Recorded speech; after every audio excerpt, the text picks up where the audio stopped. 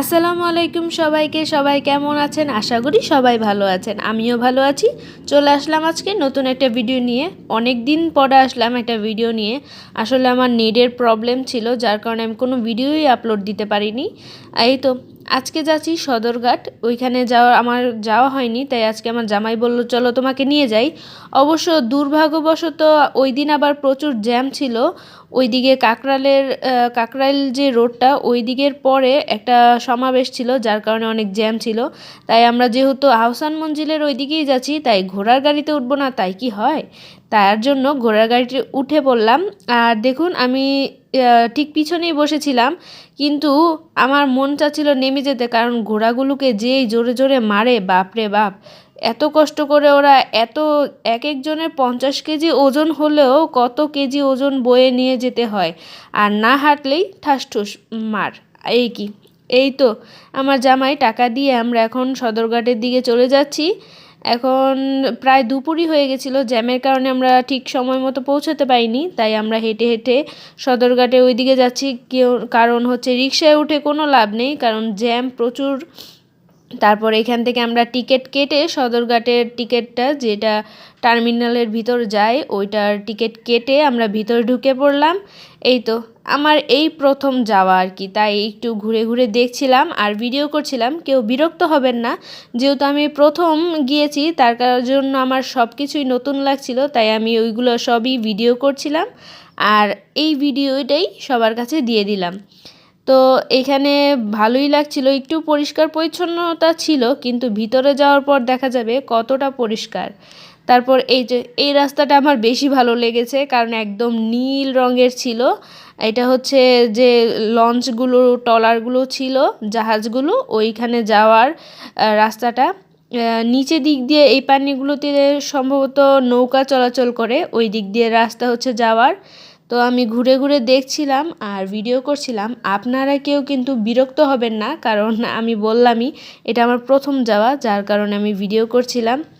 তো এইগুলো প্রথম প্রথম আমি দেখে আমি অবাক, কারণ আমি এত কাছ থেকে এত বড় জাহাজ দেখি নাই, যার কারণে আমার একটু নতুন অভিজ্ঞতাই হয়েছে।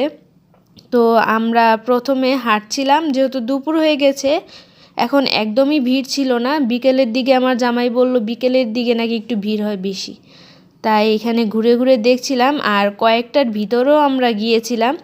দেখুন রাস্তাটা কত সুন্দর লাগছে দেখতে। এটা সম্ভবত সবচেয়ে বড় যে জাহাজটা ওইটা হচ্ছে এটা সম্ভবত সুন্দরবন ওইদিকে বা আর বরিশালের ওই দিকেই যায়, সুন্দরবন সম্ভবত যায়, যতটুকু লেখা দেখেছিলাম এইটাই।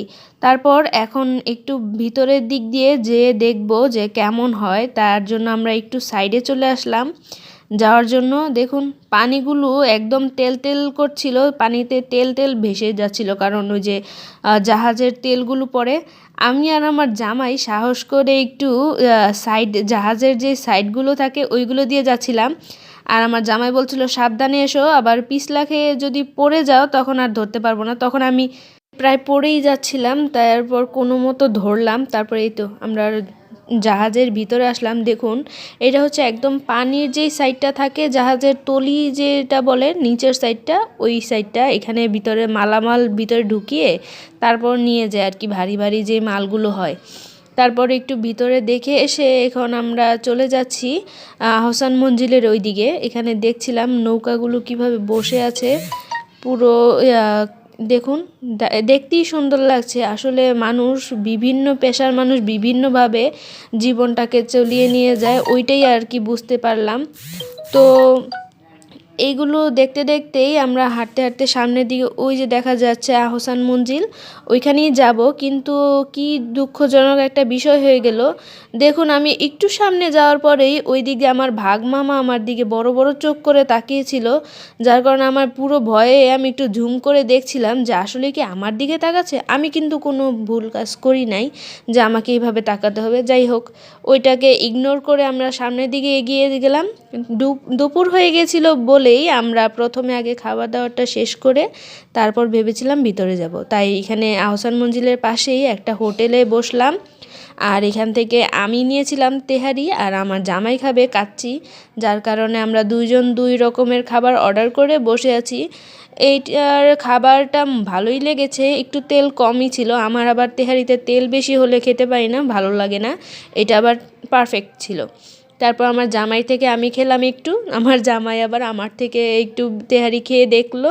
তারপর আমরা এখান থেকে টিকিট কেটে, আহসান মঞ্জিলের টিকিট পার পিস মনে হয় 40 টাকা করে পড়ে। টিকিট কেটে এখন আমরা ভিতরে যাওয়ার পালা।